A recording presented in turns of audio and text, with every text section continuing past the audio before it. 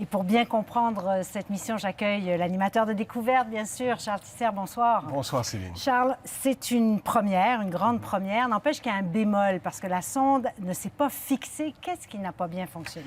Bien, en fait, quand elle est arrivée à peu près à 3 km à l'heure à la surface, elle pesait presque rien, 1 gramme, parce qu'il n'y avait presque pas de gravité. Et normalement, deux choses auraient dû se produire. Quand elle a touché le sol, des fusées auraient dû la plaquer au sol. Ces fusées n'ont pas fonctionné, d'après ce qu'on peut comprendre. Et en même temps, des harpons auraient dû se déployer pour bien fixer la sonde dans la surface, dans le sol du noyau. Et ça ne s'est pas produit. Ce qui veut dire que la sonde, actuellement, elle est, d'après ce qu'on peut comprendre, très instable. Elle pèse presque rien. Elle pèse donc 1 gramme. Sur Terre, elle pèserait 100 kg, mais là, c'est 1 gramme. Et c'est grand comme une laveuse à linge. Alors, tu pousses ça, puis oups, ça part dans l'espace, puis c'est perdu. On l'aurait perdu. Mais si elle est instable, qu'est-ce que ça va vouloir dire pour les expériences scientifiques qu'on devait mener? Bien, ils espèrent avoir une plateforme stable, sinon ils n'auraient pas prévu des harpons, etc. Donc, l'expérience peut-être qui est le point d'orgue de la mission de cette sonde, c'est de forer profondément dans le sol, à au moins 20 cm de profondeur, pour essayer d'aller chercher des échantillons de matériaux qui sont primordiaux, qui remontent probablement à la naissance de notre système solaire il y a 4,6 milliards d'années, pour voir de quoi était constitué notre système solaire quand il est né, et donc comment est-ce que notre Terre a pu se développer avec tous ces matériaux.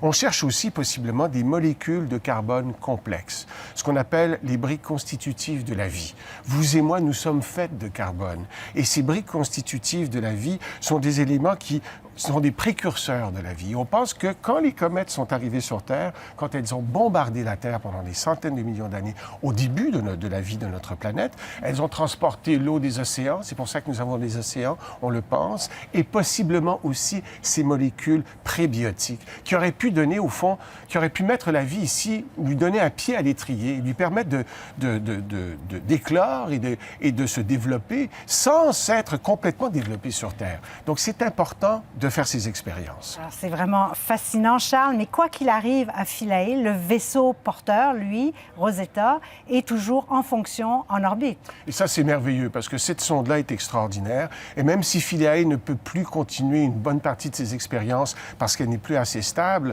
Rosetta continue. Et Rosetta va suivre la comète, le noyau de la comète, tout au long de son trajet autour du Soleil pendant des mois et des mois. Ça n'a jamais été fait. On va voir le noyau se développer, se transformer, tandis qu'il se rapprochera du Soleil. La chaleur du Soleil va faire fondre le noyau. Il y aura plus de geysers de vapeur d'eau, plus de poussières qui vont sortir pour former la chevelure de la comète et former cette célèbre queue de la comète. Et on va pouvoir savoir de quoi sont faits tous ces éléments-là. Alors, Philae observe in situ, sur place, de quoi est fait la surface de la comète et ces gaz qui s'échappent, mais Rosetta le fait un peu à distance et donc pourra continuer la mission de toute façon. Alors, on devrait savoir dans les prochaines heures, en tout cas les prochains jours, qu'est-ce qui arrive avec Philae. Actuellement, il y a une fébrilité auprès des scientifiques européens. Ils essayent de trouver une solution pour fixer la sonde au sol et continuer la mission telle qu'elle avait été prévue. On le saura demain, j'espère. Et on suivra tout ça avec vous, j'espère. Merci beaucoup, Charles. Merci, Céline.